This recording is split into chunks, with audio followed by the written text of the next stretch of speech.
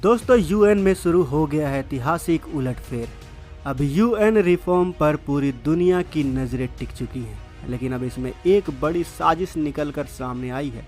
UN के इस reform में यूएन देशों ने ऐसी धांधली की है जिससे अब भारत सरकार को काफ़ी गुस्सा आ चुका है, क्योंकि चीन ने हमेशा की तरह इस बार भी भारत के लिए वीटो का गेम बिगाड़ दिया है। आखिर ये पूरा मामला क्या है, जानेंगे आज की इस वीडियो में। वीडियो के अंत तक बने रहें दोस्तों यूक्रेन युद्ध में और उससे पहले भी रूस ने कई बार वीटो का इस्तेमाल कर अमेरिका की मंशा पर पानी फेर दिया था। तब जाकर दुनिया को वीटो की असली ताकत समझ में आई।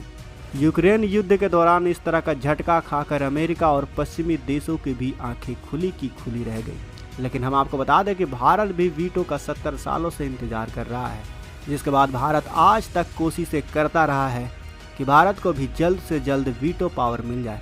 लेकिन हाल ही में भारत सरकार ने इसकी मांग तेज कर दी है। अब भारत के साथ दुनिया के कई बड़े देश साथ भी खड़े हैं। भारत यूएन में रिफॉर्म लाने में सफल हो रहा है और यूएन में रिफॉर्म भारत के वजह से ही हुआ है। नॉन परमानेंट मेंबर को 10 से 25 करने में फिलहाल सहमति दे दी गई है। पहले नॉन परमानेंट मेंबर की संख्या सिर्फ 10 हुआ करती थी, लेकिन अब भारत के वजह से रिफॉर्म आने पर इसकी संख्या 10 से 25 करने पर सहमति मिल चुकी है। लेकिन दोस्तों भारत का यह खेल यहीं पर बिगड़ रहा है, क्योंकि परमानेंट मेंबर की सीट बढ़ाने पर कोई फैसला नहीं हो रहा है। परमानेंट मेंबर वही होते हैं जिनके पास वीटो पावर होती है, यानी कि बड़े देश फिर से भारत को वीटो देने की बात को टालने में लग गए हैं। ये वीटो वाले देश चाहते हैं कि इनकी राजगद्दी छीनी ना जाए, लिहाजा परमानेंट सीट बढ़ाने पर भी विवाद नहीं रुक रहा है। बड़ी बात यह है कि ये पांचों वीटो वाले देशों में इसको लेकर मतभेद सामने आ चुके हैं। इसमें हर कोई एक दूसरे की टांग खींचने में लगा हुआ है। लिहाजा यह फैसला किया गया है कि पहले नॉन परमानेंट मेंबर की सीट को बढ़ाया जाए। जैसा कि हमने पहले आपको बता दिया है कि पहले नॉन परमानेंट मेंबर की सीट 10 हुआ करती थी, लेकिन अब जब भारत का दबाव पड़ रहा है तो इस 10 सीट को 25 सीट में बढ़ाने का फैसला किया गया है। उसके बाद वीटो के बारे में सोचा जाएगा और इस बात से अब भारत सरकार खफा हो गई है। दरअसल दोस्तों यूएन परमानेंट मेंबर बनने को लेकर 4 देशों में होड़ लगी हुई है और ये 4 G4 देश यूएन में परमानेंट मेंबर बनने के सबसे मजबूत प्रतिनिधि हैं। ये देश हैं जापान, भारत, ब्राज़ील और जर्मनी। आपको जानकर हैरानी होगी कि इन चारों देशों में सबसे मजबूत स्थिति भारत की है और इसी बात को लेकर पूरा का पूरा बखेड़ा भी खड़ा है। आपको मालूम ही है कि यूएन में किसी प्रस्ताव को पास करने के लिए इन 5 परमानेंट मेंबर की अनुमति जरूरी होती है और ये 5 देश वो हैं जिनकी आपस में नहीं बनती, क्योंकि सबसे मजबूत दावेदार भारत है। साथ ही भारत को 5 देशों का सीधा समर्थन भी मिल चुका है। और दोस्तों अभी हाल ही में भारत की कड़ी मांग के बाद कुछ देशों ने यूनाइटेड नेशन में अपनी बात भी रखी है। साथ ही साथ उन देशों के नाम भी लिया गया है जिन्हें परमानेंट सीट देनी थी।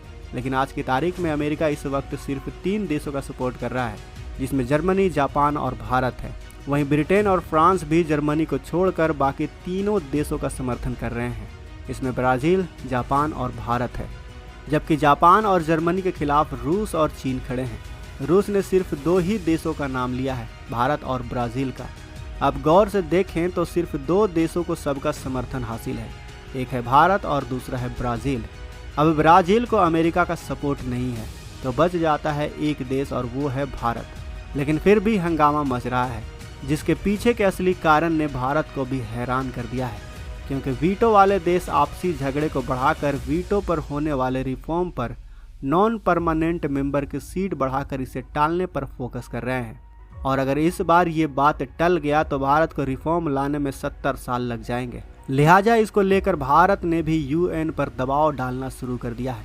असल में अब दुनिया भर के छोटे छोटे देशों का सपोर्ट भारत को है, लिहाजा यूएन को बढ़ चढ़कर भारत की सुननी पड़ रही है। अब अगर भारत को वीटो नहीं मिलता है और अब रिफॉर्म के नाम पर सिर्फ नॉन परमानेंट मेंबर वाली सीट बढ़ जाती है तो इससे भारत को नुकसान होगा, क्योंकि ये देश भी फिर भारत का सपोर्ट छोड़ देंगे। ऐसे में दोस्तों भारत ने सारी चाल समझ ली है और कहा है कि रिफॉर्म तभी होगा जब परमानेंट और नॉन परमानेंट दोनों सीटों पर फैसला होगा।